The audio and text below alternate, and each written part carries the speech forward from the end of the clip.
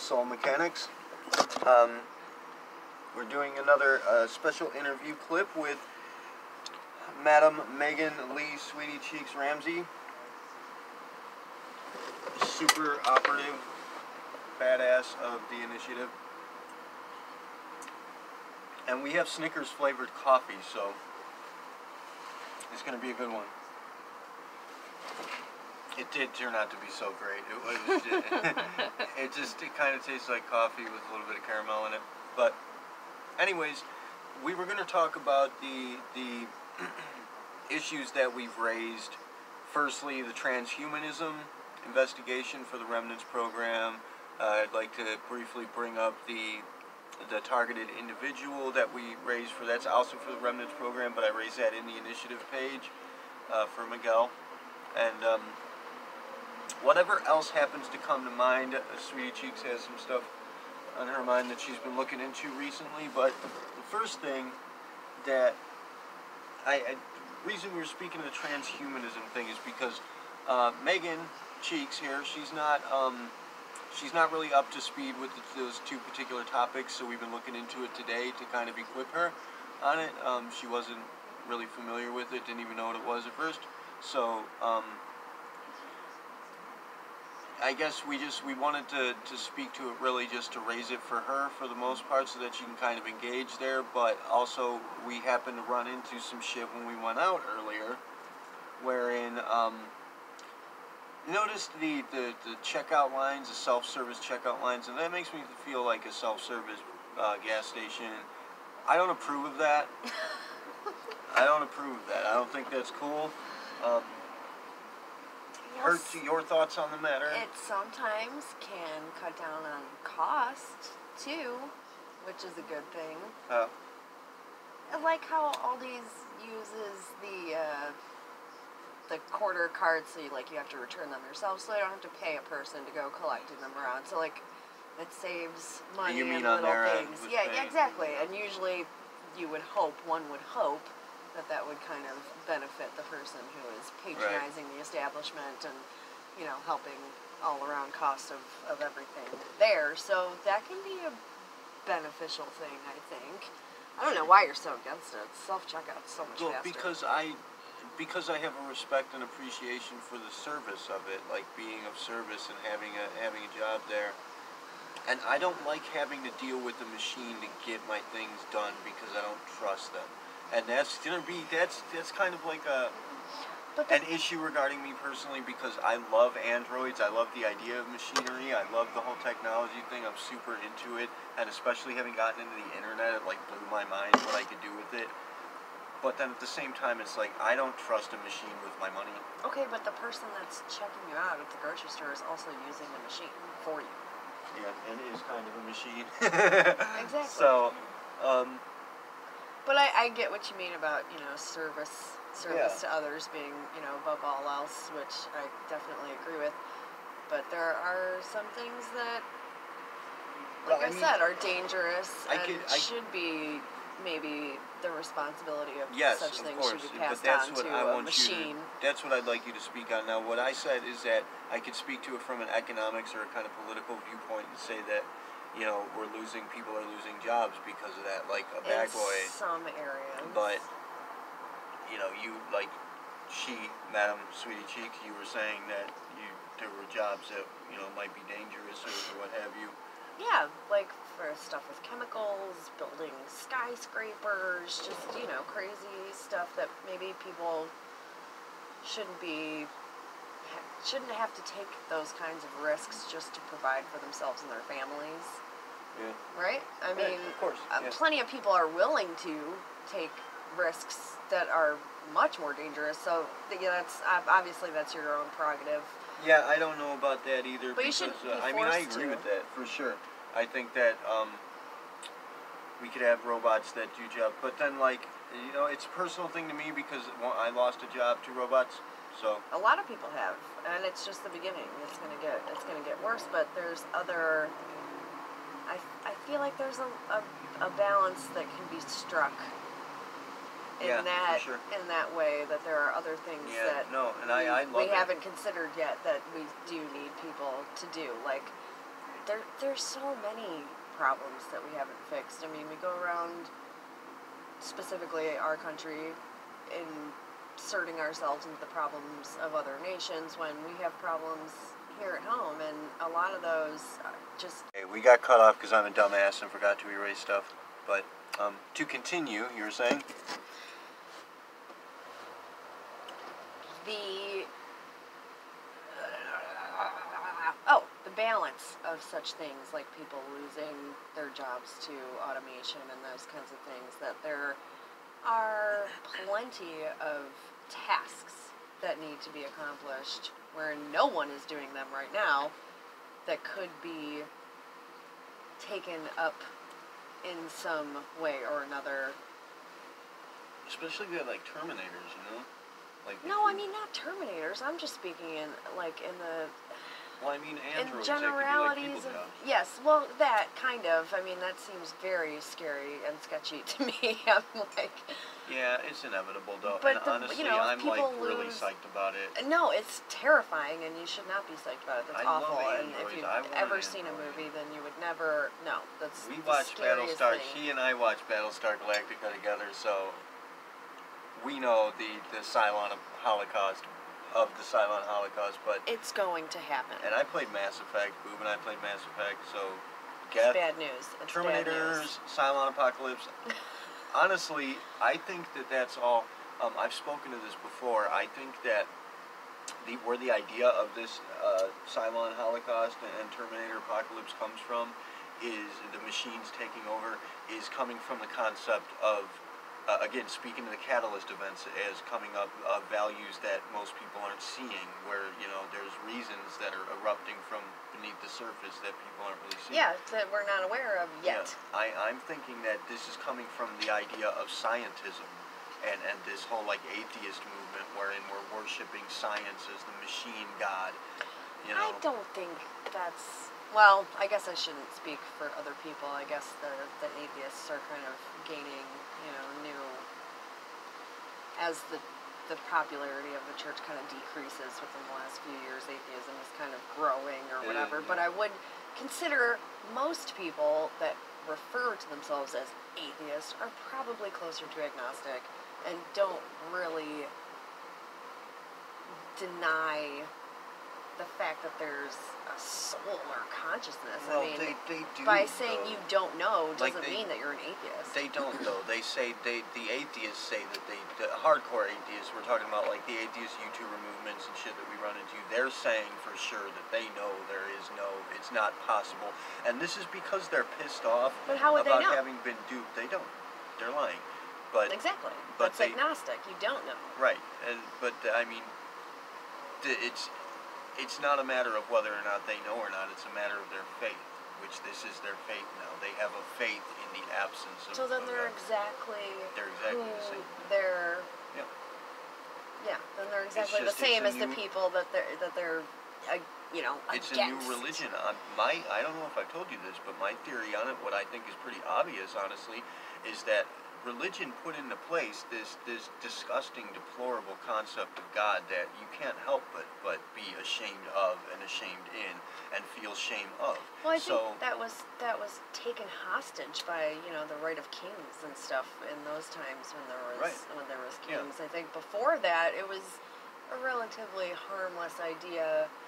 Well, no, I'm talking about modern religion. That came from a place of faith and love, but not just necessarily like a God figure. But that was, that's something else we need to speak to too in this video. Corrupted.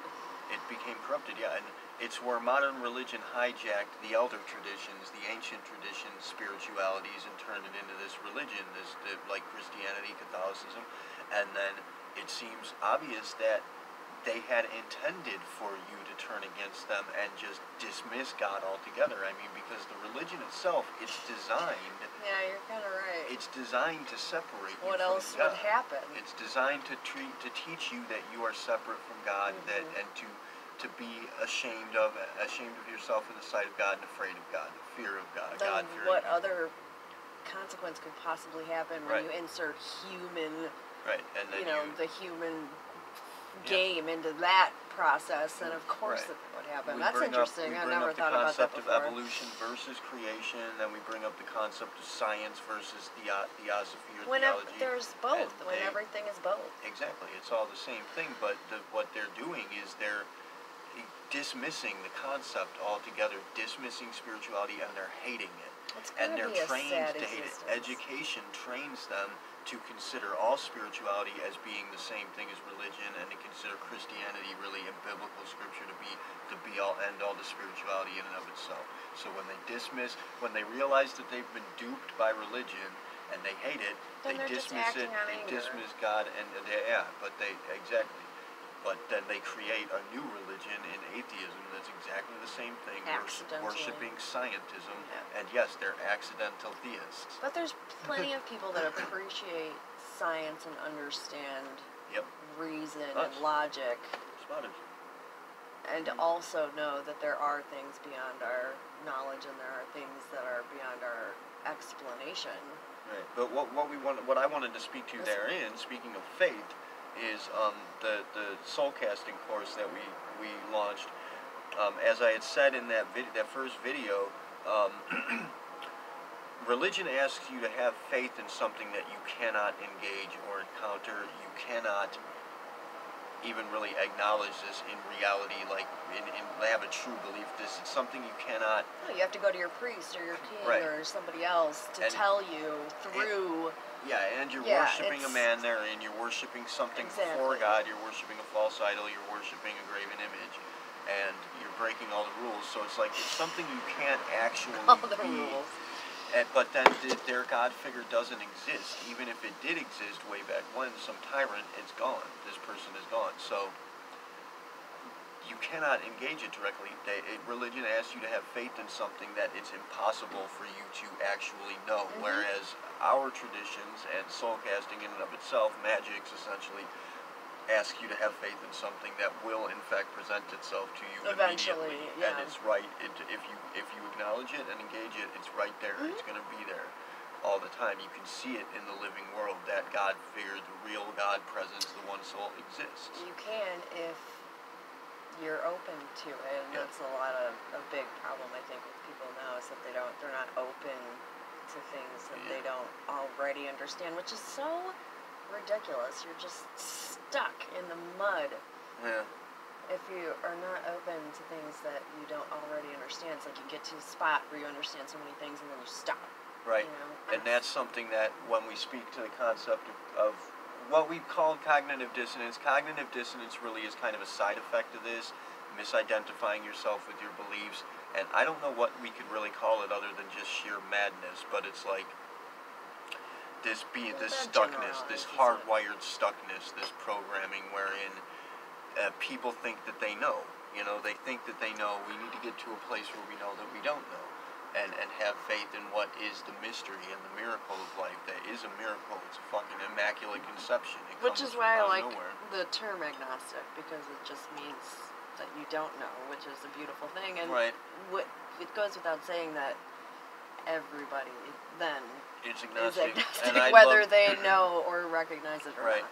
And I'd love to run into agnostics who, acknowledge that, but most of them seem to present themselves as atheists, and it's likely because atheism has become a bit of a trend now. And totally. I love how they try to argue that it's not a religion, wherein they're having faith. It's a faith-based, belief-oriented construct that asks you to proselytize to other people. It does exactly the same thing. It's based in the context of worshiping scientism, evolution, Darwinian evolution, as its God, which is not. You can't prove that. It's not provable. We don't understand it yet. Again, without any sort of an intervention event, it doesn't work. So it's all the same thing, but soul casting and magics, that is something that's presentable, that you encounter. It's in your life.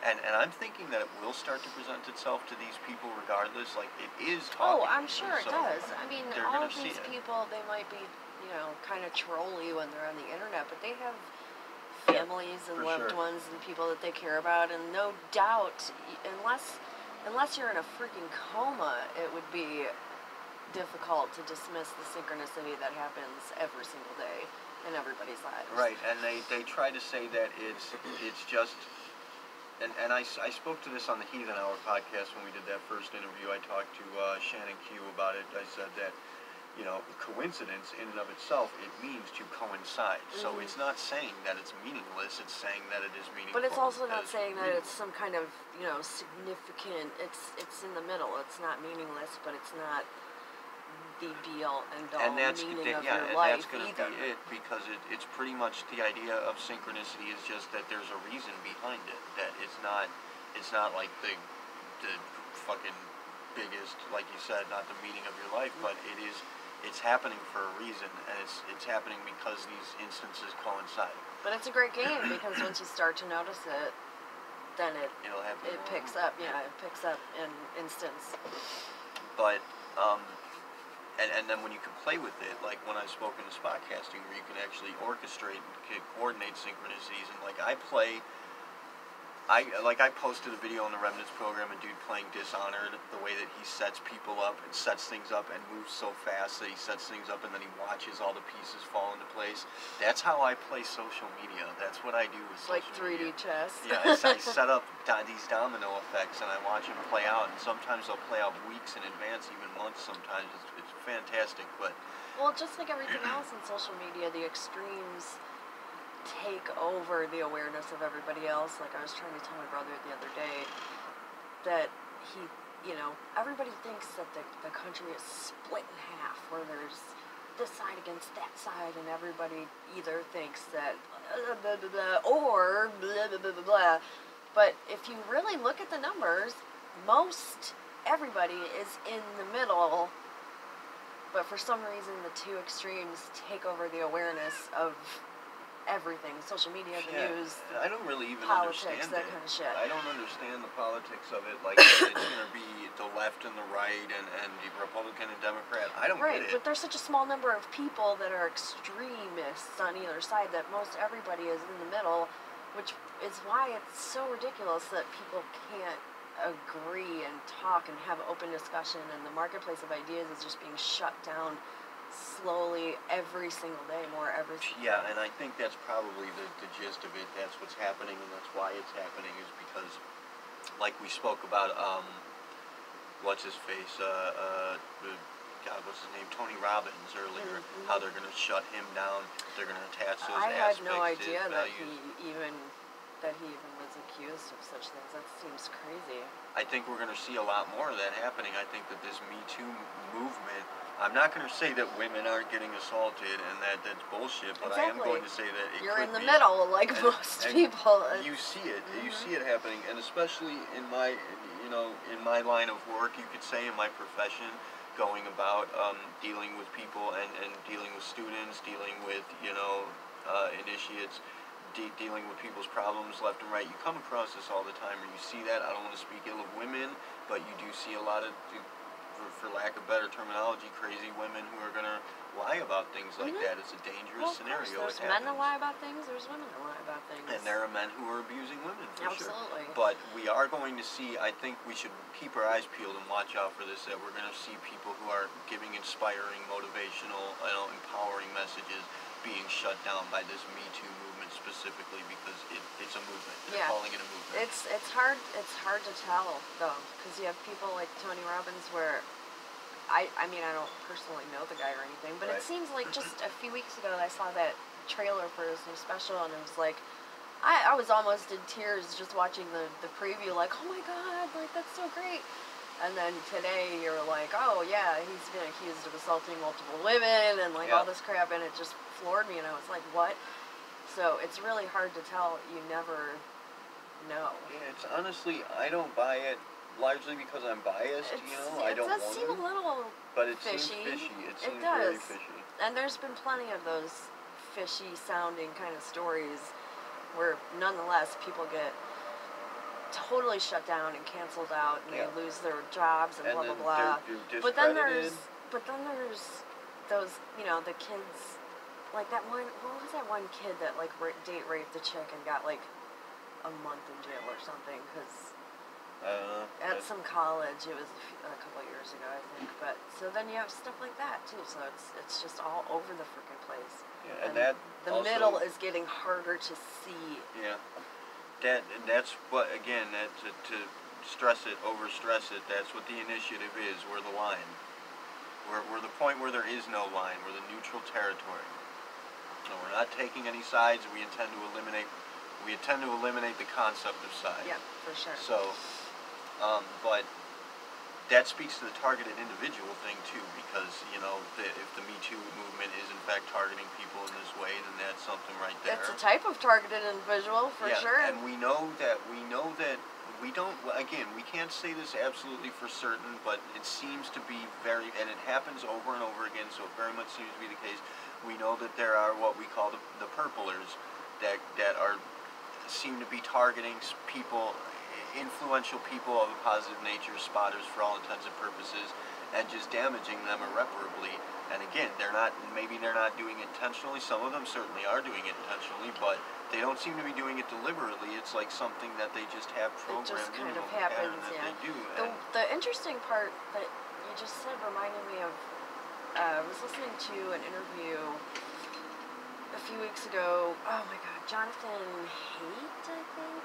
Don't quote me on that because I'm not 100% sure, but he came out with a book and he was noting a bunch of these studies about adolescent boys and girls and the effects of social media in different generations, and comparing the generation before social media with what's going on now, and the rise of suicide attempts and depression and disorders, but it's always like amongst the young women, which is weird. Like, young adolescent boys, like, flatline through the two studies. They're just, it goes up a little bit, but the way that boys deal with shit is they go right to the person that they're having a conflict with, and they confront, usually there's some kind of aggressive thing, and then they're buddies. Like, that's just how boys are wired or whatever. But girls, it's so much different and complicated, and they go around the person with the direct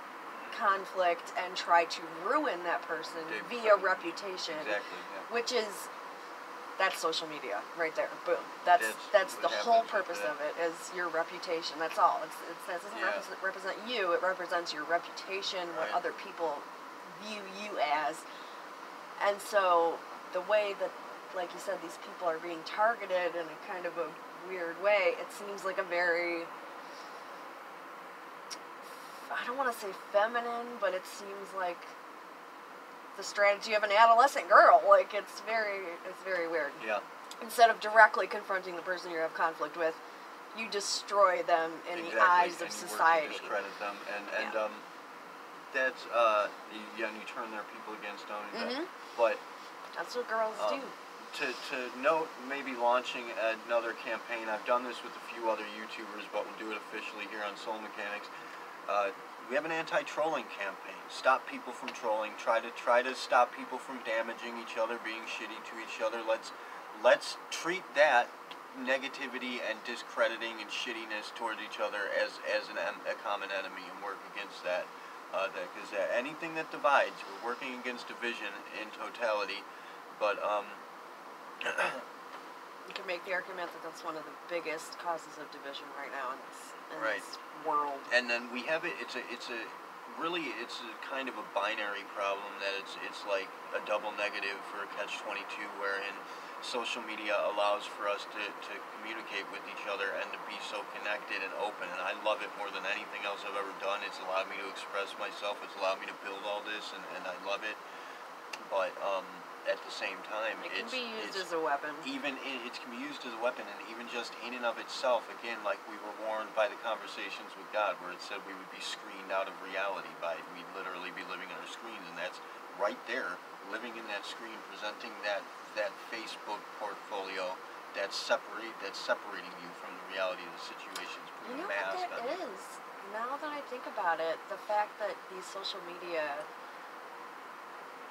people, like, you are not the person that you are on social media. It doesn't, like I said, it doesn't represent you. It represents what people view you as, which is the Carl Rogers thing, the ideal self versus the real self. Right. And the incongruence between those two things is, like, vastly growing as these social media things take over, that space between the real self and the ideal self is getting even bigger. Exactly. It's like this huge, it's a canyon. Like, I can say for myself as an example, I think I present fairly well most of the time, and I do try to present the reality. Like, if I have something stupid on my mind, or I make a mistake or something, I try to put my mistakes forth, I try to put my faults forth, and if I'm having a particularly shitty day and I feel like shit and I look like shit, I still make a video, and I try to present that aspect of myself. But I can promise you, I am so fucking much shittier than you've ever seen here. Like, I fuck up real bad, and I probably smell bad now already, but so I mean, this is not. I do try to present my ideal self, and I try to show you guys the best parts of me. I do try to show you some of the bad parts, but for the most part, you don't see the worst parts. And the worst parts of me are some things that I don't show anybody, that I never would, because it's dangerous. But which is totally understandable, and I do not expect anybody to wake up tomorrow and post on their Facebook page the worst possible things about themselves or the worst situations they've ever been in. But you do see those things sometimes where somebody will, post something about like, oh, my family member's in a car accident. So it's helpful to see the reality in people's lives. You can't just show and pretend that everything is great all the time, and every single picture is you smiling because it's really doing damage to the generation that's learning and that's going to be these things. They're learning through these things. They're Twitter, learning as Facebook, these things and Instagram. is their educational system. It is in a way, and it's showing. It's so sad. It's showing these young girls that you have to be perfect all the time. And it's so scary. And two things I can bring up on that note. One is speaking to the transhumanism thing, how we're going to see like Veda, our wonderful receiver, my niece, her daughter, she's going to grow up in a world where she never uses a key to turn on the car, and she's never even going to have a concept of a world, like a realistic concept, an experiential concept of a world that isn't interconnected via the internet and has everything. Like the generation that's happening now, for all intents and purposes, the first portion of the third wave of the initiative, and the ending portion of the second wave, they're growing up in a world where they kind of see both, but they grew up with the internet. They haven't really seen the real world so much as we have, but they see glimpses of it. This next generation, they're not even going to, like, it's going to be a historical account, a world where there's such a thing as using a fucking dial-up telephone or fucking, like a, and dial tones. They'll never even hear what that sounds like when you pick up the phone. Like, that's gone now. But now, on a secondary note for that too, as an incentive for that, if you are a trained spotter, you can see the values in play. You can see what people present. Anybody, the facade that they present is going to show you the reality. So you look at these social media things and such, and you're going to see the reality of the situation, and believe me, it's so much darker and grimmer and stranger than you might have ever seen before. Like, when I look at social media and shit, people present their ideal selves. I see their real selves. You can see that too. It takes a little bit of training. It takes a little bit of understanding. It takes opening your mind and seeing, understanding and seeing values, acknowledging the existence of values in play, and acknowledging your own intuition and the properties you have inherent in trusting in yourself and your own understanding. But I think these kids have a hard time doing that too. I literally just a few days ago, not even a week ago, wrote that in my teenage adolescent niece's birthday card. I wrote her a nice little note, all sobby and blah blah blah, trying to get her to cry. But the last thing I wrote was, trust yourself, trust your instincts, because 99.9% of the time they're true, and I don't think she does. It occurred to me that maybe she doesn't. She's looking to others. She's looking to the outside environment for things that she needs. instead of looking inward. Yeah, and that speaks to the control drama aspect of getting energy from yourself and whatnot, which we did a video especially on that with her parents. So, yeah, and also that's going to be the generational thing, like you said, with our mutual niece is afraid of experimenting with certain things. Like, she's very afraid of the very concept of using any kind of drugs or anything because her parents had drug problems, and it's like, you got to judge things for yourself. You have to experience things. You can't judge things based on the mistakes that have been made before. Other people, and you have to trust yourself. If you're in a situation and you are thinking, well, yeah, maybe I could try this, or maybe I could experiment with this thing, or maybe I could experience this one thing, and then you go, oh, no, but wait a second, somebody else did that, and then it was total disaster for them, and it ruined their lives, and whatever. And you're trusting someone else to give you your experiences. You're not looking inward and trusting yourself. For the most part, for all intents and purposes, you're living vicariously. Right, and a secondhand experience. That's no experience. The secondhand experience is not an experience. It's the lack of. Your experience is the absence of Exactly. it. It's the absence of experience. And it's sad because I feel like I remember doing so many arguably, possibly stupid things as a teenager, but I'm glad that I did those things now when I look back because it made me feel more confident and stronger. Yes. Even if it didn't work out and it was a total disaster, when everything was said and done, I trusted myself a little bit more, and I had a little bit more confidence, thinking, okay, well, I can get through that. I can get through something worse. And I'm glad that you did those things too. I'm super proud of you. You are one of those things. I was one of those mistakes. Technically, I wasn't such a mistake. Not a mistake, no. But just, just crazy stuff that teenagers do, and I feel like it makes me feel, it makes me feel sad. Not that I want adolescent kids to be running around doing crazy shit. That's not what I'm saying. I'm saying pick your moment, choose your moment, pick your experiences, because if you don't have any, then that's a freaking fucking boring life. Yeah, and when I say that you're having a secondhand experience, basically you're pretending to have an experience. Exactly. You're pretending you know something based on what somebody else has done before. You know, like, just be cautious, be safe, but have fun. Like, I mean, I learned if you're having sex on a scaffolding hanging off the side of a building, use a condom.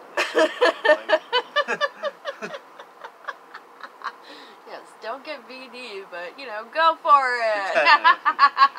Get your tetanus shot. Yeah, right. It's just, but I remember I learned things from people that made bad choices in that way by looking at what not to do. You know what I mean?